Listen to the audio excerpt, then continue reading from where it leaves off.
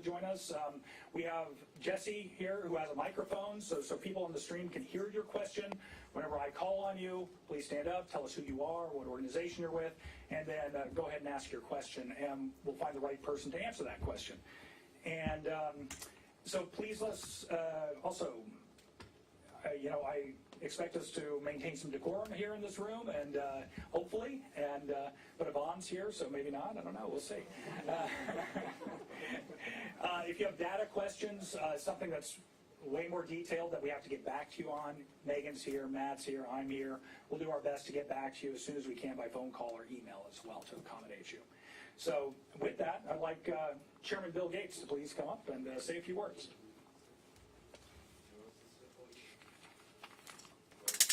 No, it won't be that long. Fields, thanks so much. I appreciate it. Good to see everyone. My name is Bill Gates, and I represent District 3 on the Board of Supervisors, and I'm the chairman of the Board of Supervisors. On behalf of the entire board, I want to thank everyone for being here today. We're really pleased to be starting these press conferences today, which will be running through and beyond Election Day. As the chairman of the board, my top priority has been to run great elections. And we know that we are just one part of the equation on the Board of Supervisors. This is truly a partnership. So we're partnered with the recorder, Stephen Richter, our co-elections directors, all the elections workers, our volunteers, and importantly, the political parties. And I want to make very sure that people understand the reason that we've stood up this command structure is in the interest of further transparency. We want to get out ahead of the misinformation and the disinformation that might be spread out there. Instead, be here to answer your questions. Unfortunately, in 2020, we had a lot of people that listened to this misinformation, and they were actually outside of our elections center. Many of these people are good people. They're there for the right reasons, but unfortunately they had been misled. So we want to get ahead of that misinformation, provide you with all the facts, and again, I want to thank each and every one of you for being here today. All right, thank you, Chairman Gates. And next we have reporter Stephen Richter. All right. Let's go. All right, just that. I think I'm just going to say the same thing, probably for the third time, which is thank you. So thank you very much for being here. I'm Maricopa County Recorder Stephen Richter, and yeah, thanks for being here. Thanks for covering the 2020 election for the last 4 years. Appreciate that. Part of the reason why I'm confident about this election is because of all the work that you all have done and that we have done into telling the story of election workers, telling the story of election administration. I'm confident that Arizonans have far more information as to the nuts and bolts of elections than they did prior to the 2020 general election. In large, sorry about that. I'm clearly messing you up. All right. Oh, in large part because of the work that y'all have done. For the past year and a half, I've tried to be the most transparent elected official possible. I think for that reason, I think almost everyone here has my personal cell phone. I put out quarterly reports. I post as many statistics as I can find.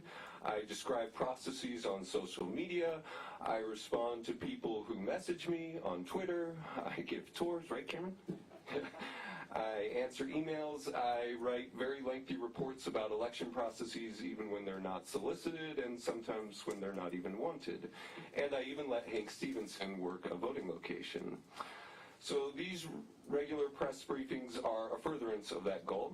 I've watched them work for the governor. I've watched them work for the attorney general. I've watched them work for the county attorney and for others in Arizona. You and anyone else, whether everyday voters or members of the media, can continue to email us, text us, call us, message us as you did before. That's fine, but the team will continue to provide more information and more access to elections administration in Maricopa County than ever before. But Bill and I wanted to carve out time every so often to make sure we're in touch with you and to answer any questions that will be productive in helping voters ahead and during the election season. We also hope that in doing so, we might be able to more efficiently use staff time like Ray, Scott, and Janine's, because actually running this election is priority number one. So again, we appreciate you being here, and we appreciate all the work that you do to inform Arizona voters. Thanks. All right.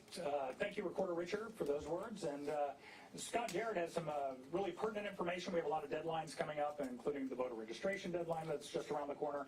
So we definitely want you guys and voters to be aware of these deadlines that are coming up very shortly, and they're part of state law, and this is what these guys are all about, complying with state law. So, Scott? Great. Thank you, Fields. So yeah, I'll be reviewing a few key dates and some key information that voters should be aware of so they can be successfully participating in the upcoming midterm elections. Also be providing some information that our community members may be interested in volunteering and coming to work at our upcoming midterm elections. So one of those key dates is the voter registration deadline, which is quickly approaching. So it's 1 week away. That is October 11th. And this does cause some questions for voters because this voter registration deadline can vary from state to state. So one of the things that, especially when you couple that with Maricopa County, where one of the fastest growing counties have been for the last few years, so voters will have those questions about when do they register to vote. So that is October 11th. And the easiest way for voters to register is to go to servicearizona.com. That's where a voter, if you're making an update to your license, where you update your address on your license. So the very next key date for voters to be aware of is actually the following day, October 12th. We'll be mailing out 1.9 million early ballots to those voters that are signed up on the active early voting list, or those voters that made a one-time request for their early ballot. One thing that's important to note is all of these voters have requested to receive the early ballot by mail. Now, it's not too late for you to request that early ballot. That deadline is October 28th for you to make that final request for an early ballot. We will also be allowing voters to participate on the very first day of early voting, even if you haven't requested that, because we'll be opening up our vote centers on October 12th as well. So similar to the 2020 election cycle and our more recent August primary election, we'll be offering a vote center model. What that means is voters can choose from any one of our voting locations, not assigned a individual precinct, and we'll be using a phased opening. So our first phase will be opening 12 vote centers on October 12th. Our second phase will be about 2 weeks later, where we'll have about 56 voting locations open on October 28th. The third phase will be the day before Election Day, November 7th, that Monday, where we'll have 128 voting locations open or vote centers open. And then the last phase will be on Election Day itself, November 8th, where we'll have 223 voting locations open. So all of these locations are posted on our website currently, locations.maricopa.vote. You can download a complete list with the entire schedule via an Excel document, or you can use our searchable dashboard. You can enter your address in, whether that's your home address, your work address, find a location that's convenient for you, and you can search by city or town, or even the shortest wait time. So a lot of great information, and again, that's locations.maricopa.vote. Another critical piece of information for voters to be aware of is this will be one of the longest ballots in Maricopa County's history. So, and the reason that is the number of contests. So on average, voters will have 80 contests or more to vote. The residents of Mesa that actually overlap some of the Tempe school districts, they'll have the longest ballot. So in the Sheffield precinct, 87 contests will be on their ballot. So one of the things that we're doing to inform voters and help them prepare is we send out a sample ballot. So on October 21st, we'll send out a sample ballot to all of those non-early ballot requesters or those households. The voters don't need to wait. They can go to beballotready.vote. That's a personalized dashboard. If you've been driving in your car, you've watched any TV lately, or even if you've gone to a movie, you're probably seeing our ads directing voters to beballotready.vote. They can log into that, find out and check their voter registration status. They can find their closest voting location. They can sign up to track their ballot, whether that's through email or whether that is through text messages, or they can actually download a sample ballot And then they can use that sample ballot to prepare whether they're voting from their kitchen table or they're going to vote in any one of our in-person vote centers. So turning to our recruitment efforts. One more slide. All right. So elections are a community effort. We cannot do this with the entire team of members from our community coming to work, whether that is people coming to work in our warehouse, or drivers, or coming to work as early ballot processing board members, where they're separating that affidavit envelope from the ballot from the affidavit envelope, creating that secret ballot. So for this election, we'll be aiming to hire 3,000 temporary workers. Currently, we've hired just over 1,800, 1,851. We're 61% staff for this upcoming election. Most of the areas that we still have vacancies are in those voting locations that open on election day or in the warehouse that work election night. Those are some of our easier positions to recruit for, and they're also the longest time away. Now, turning to our closer are the positions that are starting sooner in the process. Our 27-day vote centers were over 99% staffed. Our 12-day vote centers that open on October 28th, we are 80% staffed.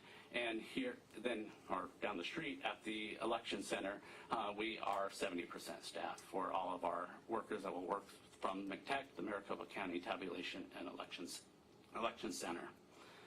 So, turning to security, one of the areas that we've received questions on is what are our plans to keep our voting locations secure? Also, how are we implementing security to keep integrity through the voting process? And when you think about security, there's many, many different layers of security, and there's not one solution. Those can be very technical. Those can be security measures related to prevention or deterrence or even detection. So one of those events, our security solutions, is coming up next week, and it's the logic and accuracy test. And there's lots of questions about exactly what is a logic and accuracy test. Ours is going to be scheduled on October 11th at 2 p.m., and this is really a series of tests. One performed by the county, an independent test that's performed by the Secretary of State, and it's all done under the oversight of the political parties. So after 2020, there's lots of questions about could vote switching occur? And this is one of those tests that goes through and verifies that we've actually accurately programmed the election that vote switching can't occur. So this test occurs not only before the election, we'll have another test that occurs after the election, and that will be open to members of the public. Another area of security is partnering with our law enforcement professionals, whether that's at the federal, state, or local level. So when we have in-person voting occurring, we will have the Maricopa County Sheriff's Office within our election center, our election command center. We also invite the Arizona Counterterrorism and Information Center into that command center. The Sheriff's Office will have personnel that will be deployed throughout the county that can respond to any issues that we may encounter through the election process, but they only respond once asked and once we call them and ask them to respond. We'll also have additional security within the election center as soon as we mail out ballots, and then we'll also have roaming patrols around the Maricopa County Election Center. But elections are not just security, technical controls, they're also a human element of this. And when you're talking about integrity, and some of that is the responsibility of all of us, and it's to seek out accurate information and reliable information from trusted sources. And what are those trusted sources? That's at the federal level, that's the U.S. Elections Assistance Commission. The state level, that's the Secretary of State's office, or the Clean Elections. At the county level, that's Maricopa County, and the Maricopa County's website, the Recorder's Office website, or the Elections Department's website. So we have lots of information that voters can seek out about how we administer elections. One of those documents you can find on maricopa.vote are our election plans. Those are approved by the Board of Supervisors back in May. Pages and pages of details of how we are going to administer this election.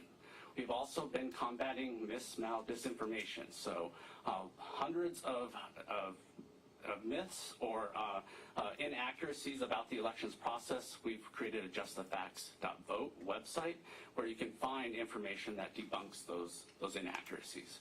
We also have a newsletter that you can sign up for, a Just the Facts newsletter that talks about the nuts and bolts of the elections process. But really, it's if you have questions, if you're skeptical of the process, we actually encourage you to get involved. Come figure out and learn how we do elections, right? And there's no better way for you to learn than to actually come work an election cycle. Some of the things that you will find out, you'll find out that you're working alongside members of your community.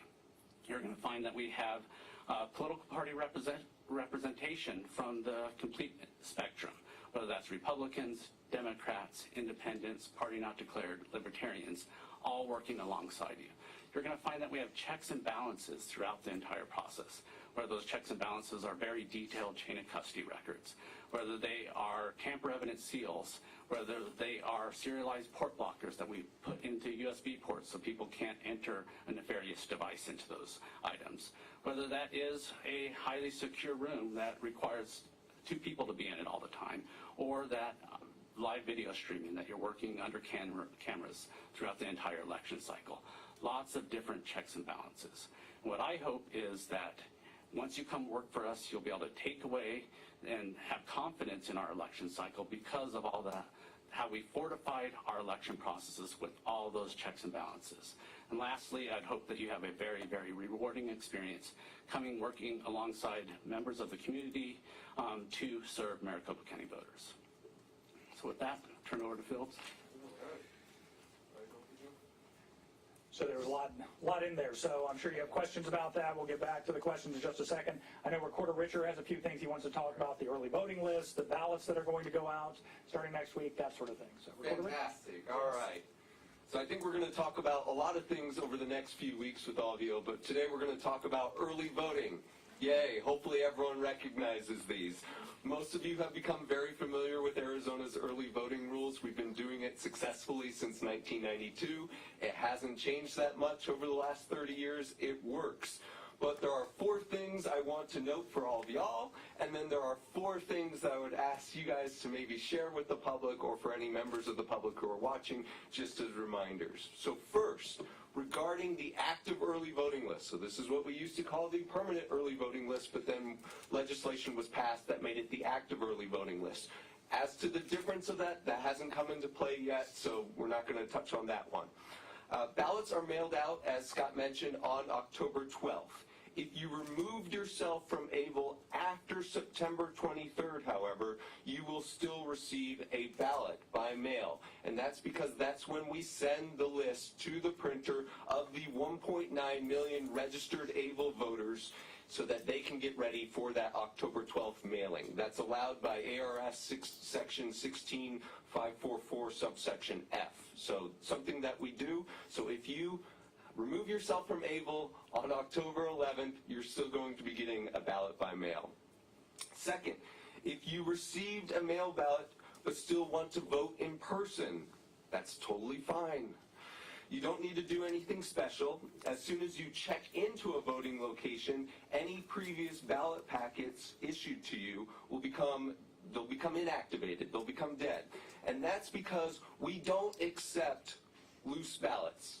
So you can't just take your ballot and put it in a USPS box. You can't just take your ballot and show up to MIGTech and say, "Hi, Megan, come grab my ballot," or something like that. It has to come back in this green envelope. And the first thing that we do upon receiving this green envelope is we scan this barcode. This barcode is a unique barcode that links directly to your voter registration profile. If you have checked in person, then already a vote will have been logged to your voter profile. If you send this back, and then we scan it in and you haven't voted before, then a vote will be logged to your profile such that if you show up on election day or on any day for early voting and you try to check in, it'll ask you to cast a provisional ballot. So this is how we prevent against double voting. This is how we track your ballot.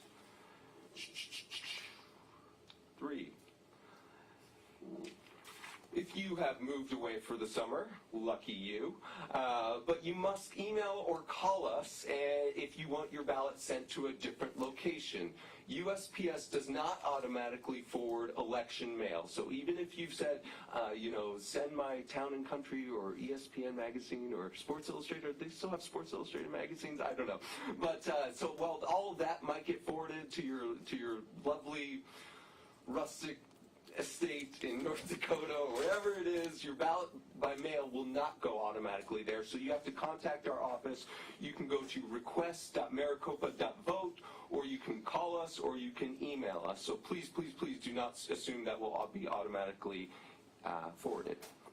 Fourth, if you request a second ballot packet, so you got your first one, then you tore the ballot, or you spilled coffee on it, or you did any of the many of hundreds of weird things that Ray has seen over the last years while working in elections, then you're welcome to request another mail ballot. That's okay, as long as you do it before that 10-day deadline that Scott mentioned.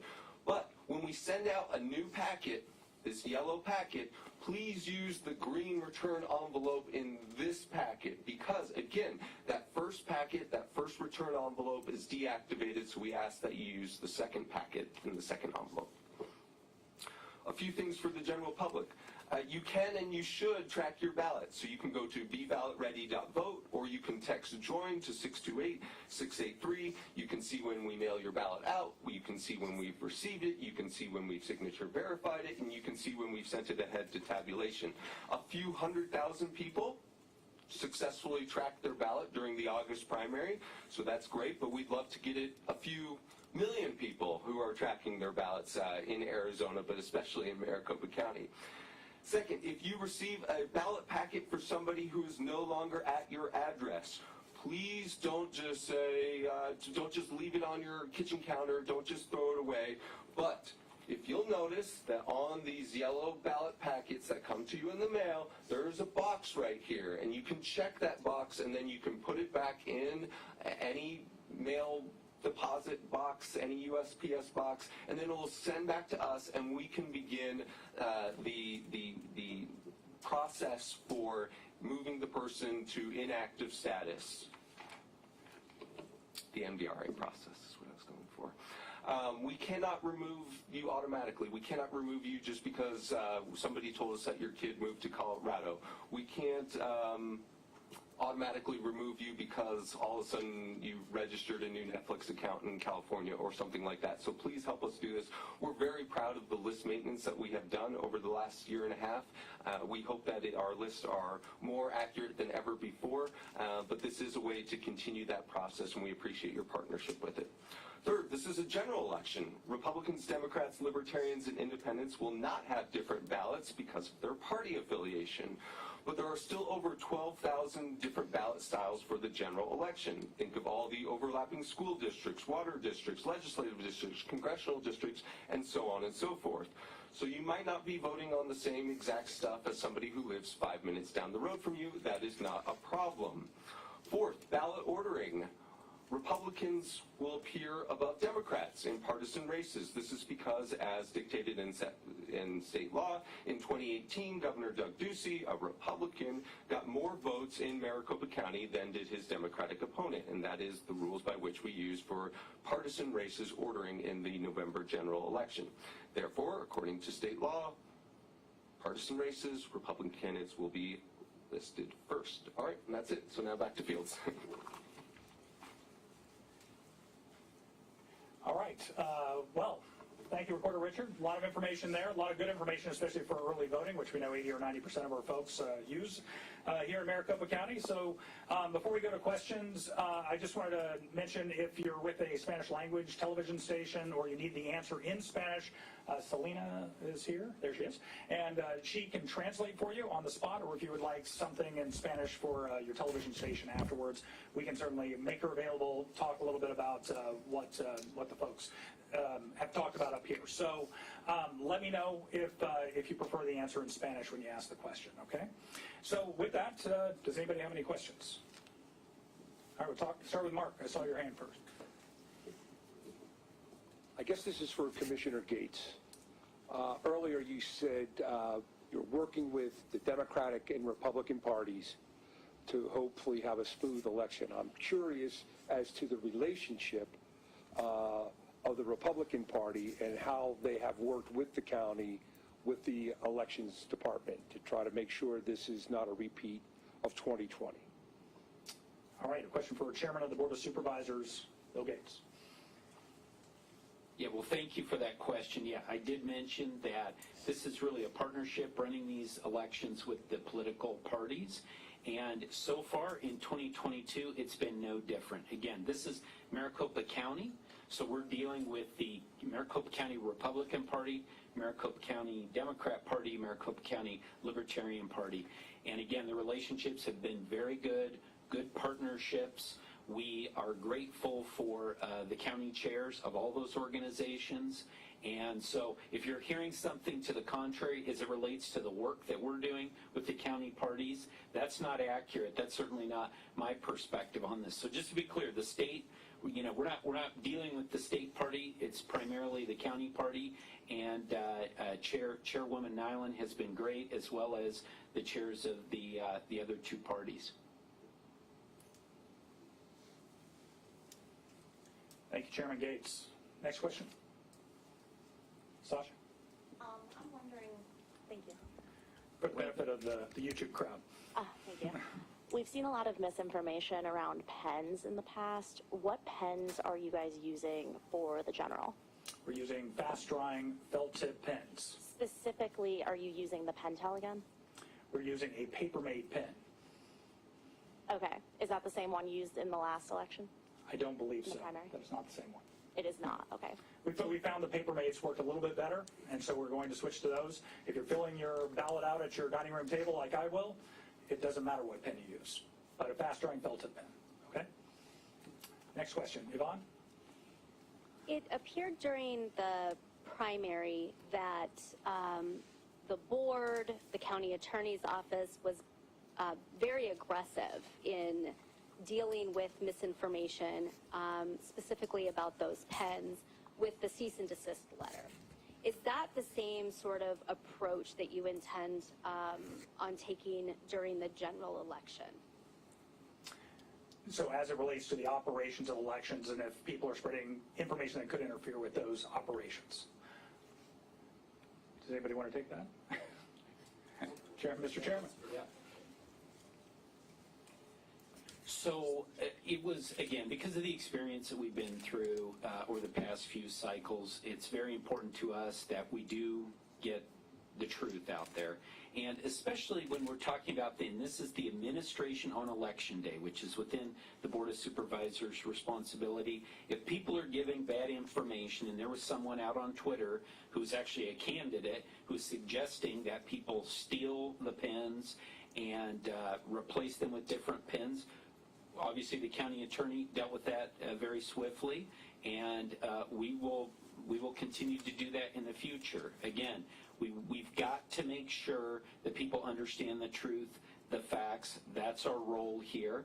And if people have questions and if the media has questions, we're happy to answer those. So I think you'll continue to see this. I think the county sort of found its voice with the whole Cyber Ninja debacle.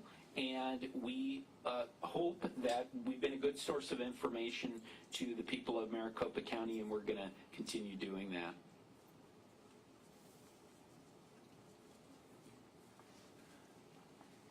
Yvonne, does that answer your question? Yes. All right, very good. And please let us know who you are and what organization you're with whenever you ask a question. Marty McCain, ABC 15. Clarification on the early ballot. So you marked it, you put it back in its green envelope. Can you drop it off at the polling center? And number two, what is the time, day of voting? Does it mean postmarked by that day, or 7 p.m. it has to be in the hands on the day of the polls? I think Recorder Richter is going to take these questions. Did you hear both questions? Fantastic. No, but I missed your name. Marty with ABC 15. Oh, Marty, all right, fantastic, thank you. So we are a receipt state, which means we have to have it by 7 p.m.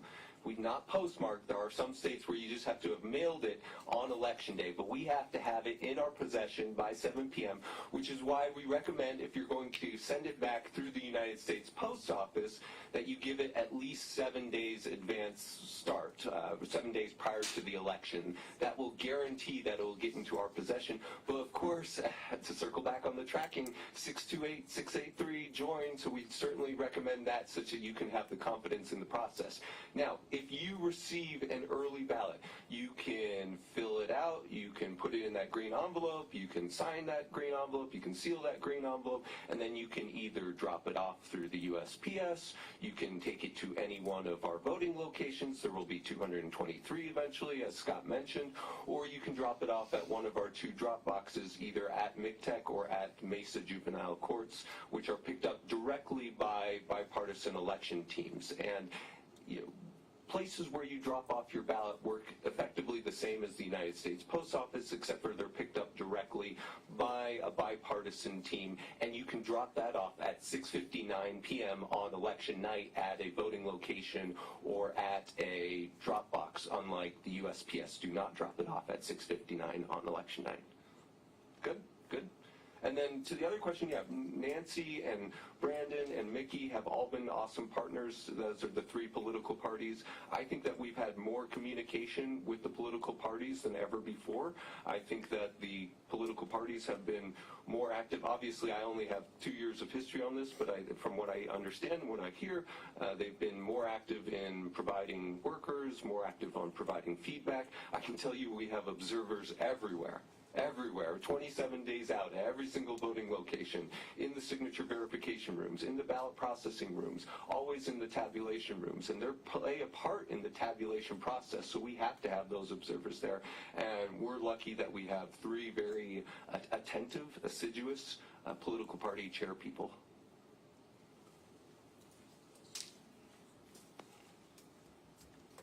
Let's start right here, Jesse, right next. Yeah, let's start in the back, and we'll, either way.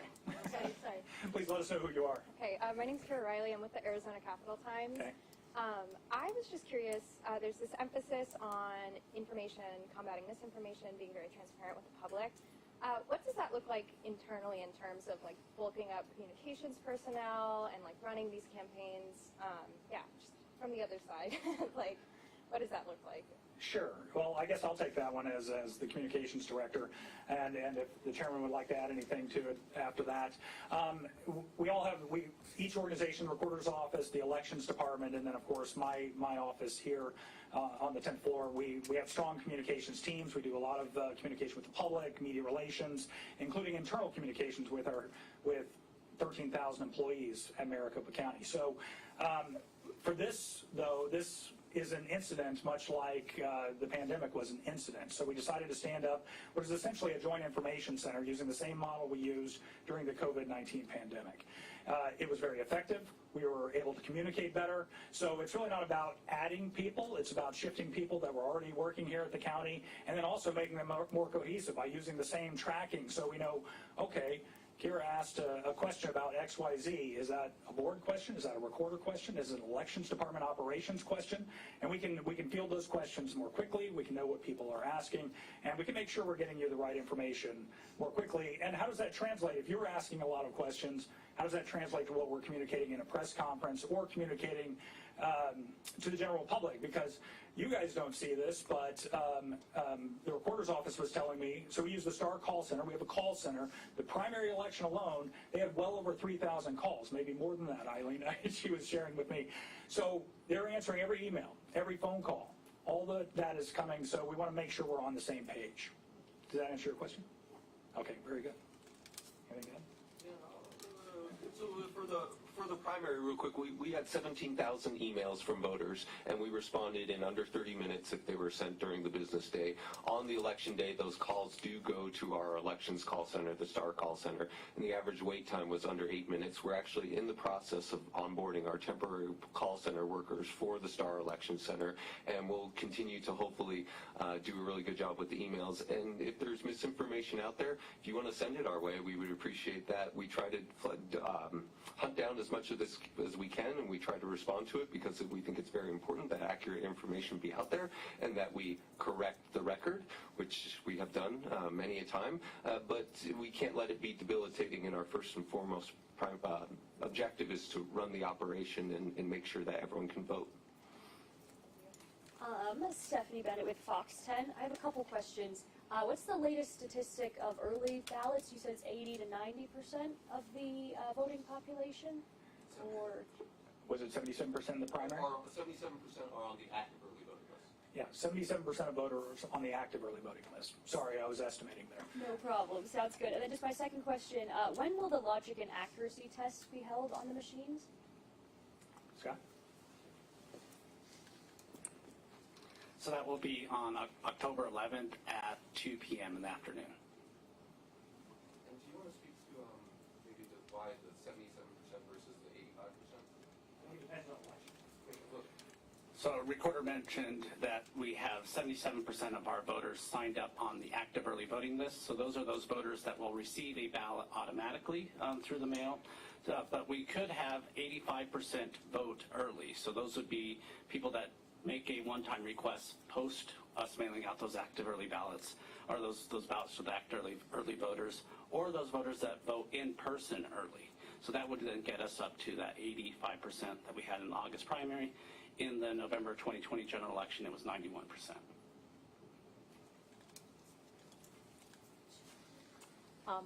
Mary Jo Pitzel with the Arizona Republic. I had a question. Scott, you mentioned that the voting machines have been programmed to prevent any vote switching.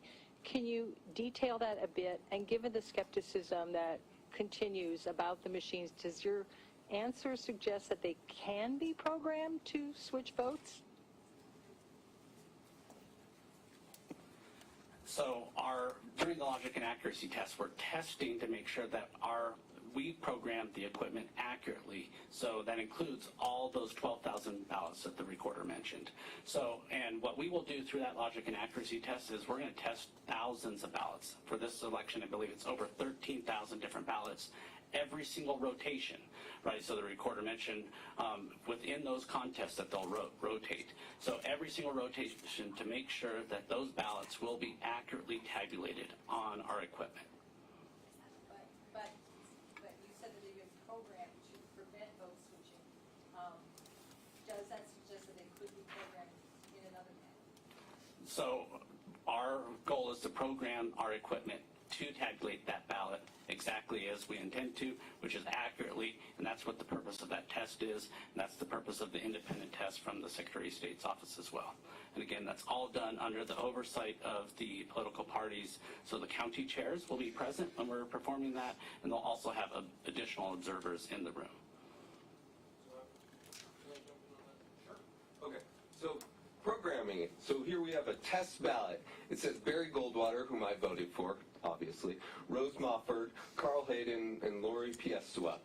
And so when it's programmed, it doesn't read Barry Goldwater. It reads along the alignment of this mark, such that it knows that that is a vote that would be assigned for Barry Goldwater. And so that's what we mean by when we say the programming. But these are tested with the logic and accuracy test both before and then after, just to make sure that nothing happened during the election process. And then remember that this is in addition to the hand count audit of a statistically significant number of ballots that are randomly selected, not by us, but by the political parties, and then hand count counted, not by us, but by political party designees to make sure that matches. These are the same tabulation machines that we used for the August primary. It matched, everything worked out, everything was perfect, everyone was happy. We'll do that again.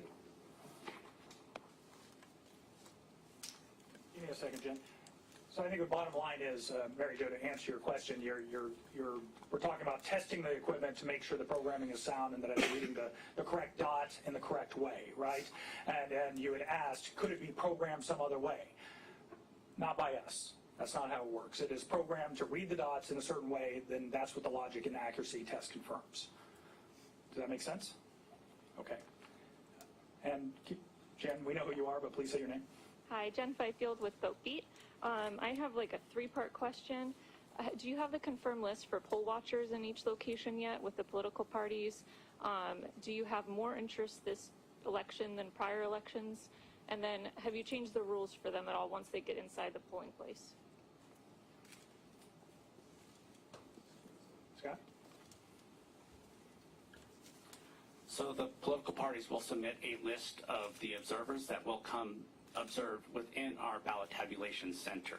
So that's the only requirement that we provide them to provide a pre-list for. And that list has not been provided by any of the political parties at this point in time. So we do establish guidelines for them when they're observing at our voting locations. And those are consistent with what we had in 2020 as well as in our August primary and what we'll be using for this general election. All of those guidelines really follow what the Elections Procedures Manual sets out within the Secretary of State's office. So you haven't changed how they, log in and log out? You haven't changed anything about where they stand or, anything about the security at place to watch them or to monitor them? So in the August primary, we did ask that they sign-in log. Prior to that, they were signing in, and our poll workers were calling that back into our hotline. So, and then during the COVID-19, we asked that they keep a minimum distance of 6 feet for physical distancing. Now, they just need to make sure that they're not interfering with the voting process, right, or intimidating a voter as they're participating. So they're not allowed within any place that a voter would be completing their ballot, so near the voting booths, or standing right over a voter as they're checking in during the voting process. Hi, Cameron Arcan with Red State. This is a question for Recorder Richter. In regards to, you guys mentioned you're doing the logic and accuracy test, and that's going to be open to the public. What methods are you guys using to outreach to communities so that way they're aware that this is going to be open to the public, particularly people who were skeptical of the previous elections results? And what other ways are you guys trying to include those people in the process to inform them and make outreach to those members of the general public? I think this is sort of an everyone question.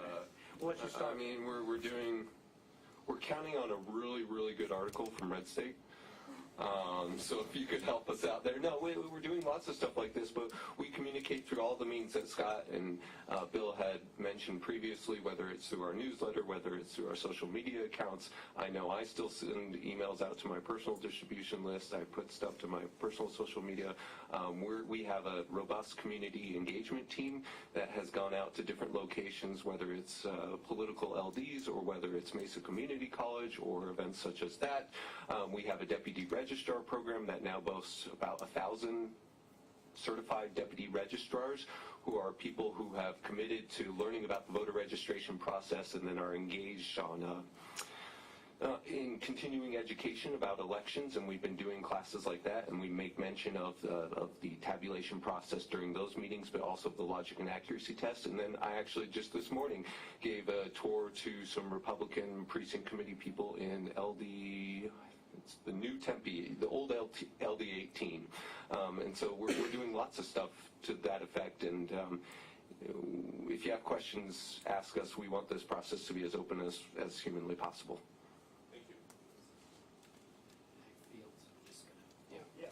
And I would echo everything that Stephen has said. In addition, as I mentioned at the beginning of this, I made it my commitment at the beginning of my term as chair that this will be the most transparent election in the history of Maricopa County, and that's what it is, and it will be. Again, the fact that we're doing this here, we've never done press conferences like this weeks in advance of Election Day. And then finally, remember, in addition to all those other things that the recorder mentioned, we have a live stream 24/7. So people are stuck at home, they can still watch the logic and accuracy test on the live stream.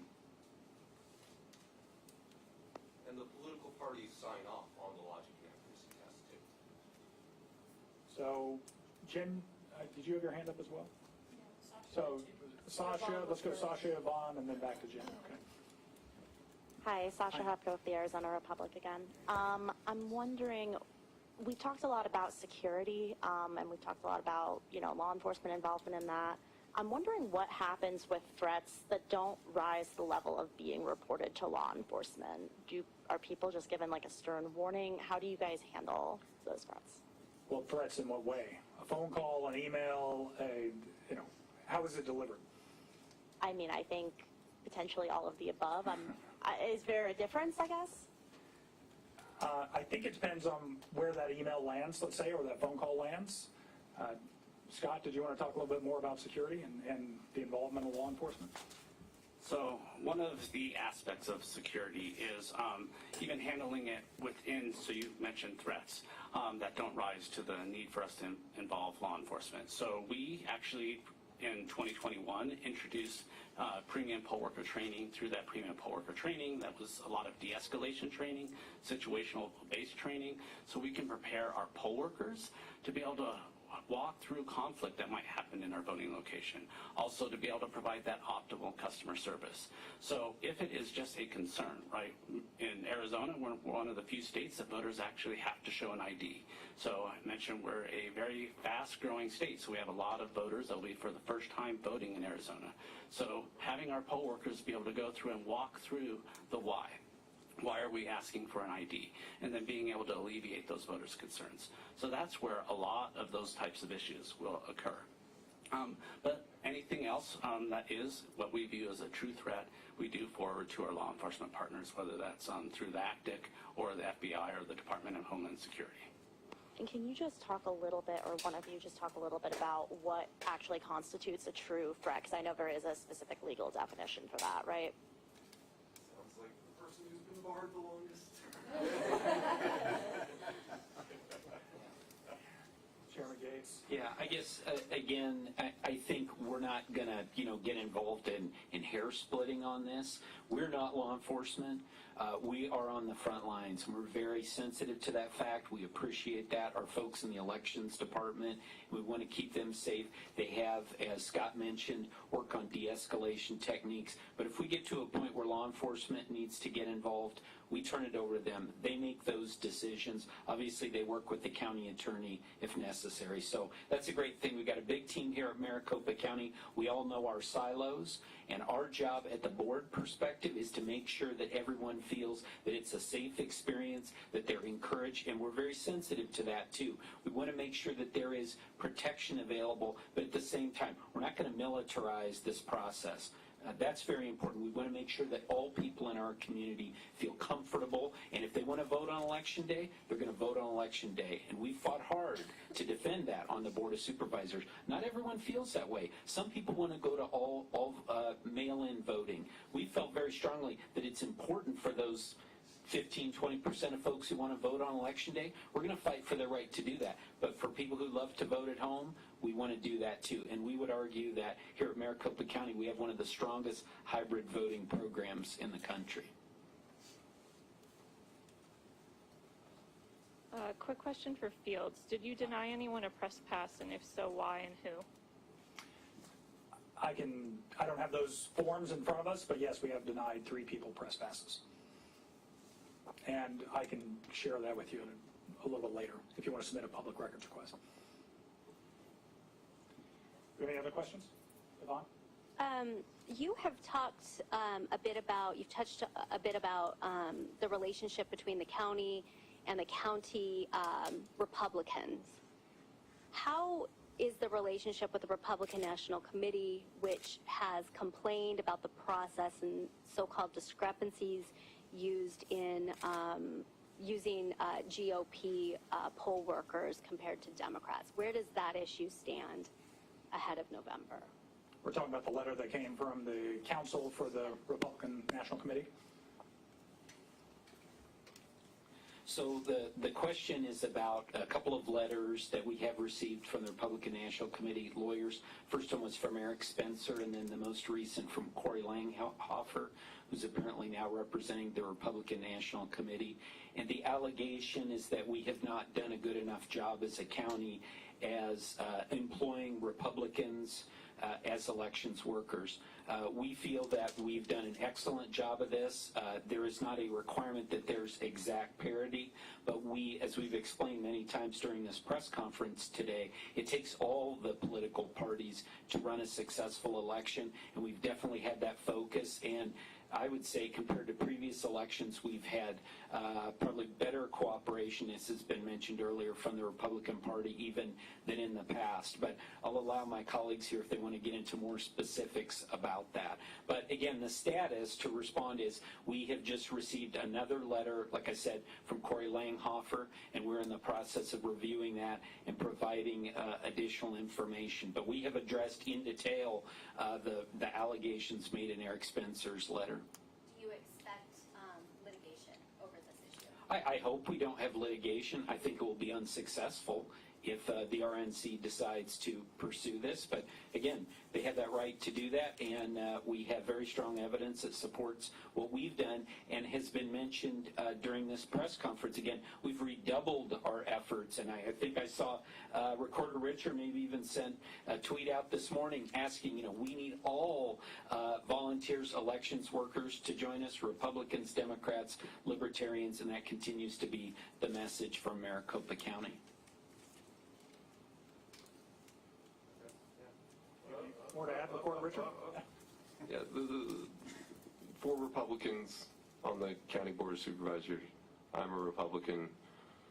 We welcome Republican involvement in the process. I think we've had more Republicans participate as temporary workers than ever before in county elections history. We want to keep getting the right people to fit the right spots. That's the most important thing, as long as it's within the parameters of the law. Everyone gets the same rubric. Everyone has to abide by the same job qualifications. We equally apply those. Nobody could say anything to the contrary. We're excited about the team that we put together. A lot of these people worked the August primary, and then we're growing that team, and so I think it's going to be great, and it's been a fair process. And regarding the county party, we have constant communication. We should probably have like an IM open or something like that, just because it is just every day information flows back and forth with the county political parties, and so they know everything that's going on. Okay, so we'll make this the last question because we're almost at the end of the hour here. Taylor Tassler, KTR News. Today, the DOJ held a briefing about the Election Threats Task Force briefing with election officials, including Arizona. Were any of you in that meeting? And if so, what was discussed? Were you aware of this? This morning? Mm-hmm. Yeah. I already told you what I was doing this morning. Sorry, I can't help you there, Taylor. Well, if we find out more, we'll certainly let you know. So thank you very much. Again, if anybody is from a Spanish language television station, you need to have an interview in Spanish or anything like that, Selena's here to help us with that, and we're happy to accommodate you. But thank you very much for being here for this press conference today. We want to keep you updated on a regular basis, so look for the next advisory for a press conference, and we'll see you next time. Thank you. And if you have really challenging early voting questions, I may be able to answer the easier one, but raise your really challenging ones later.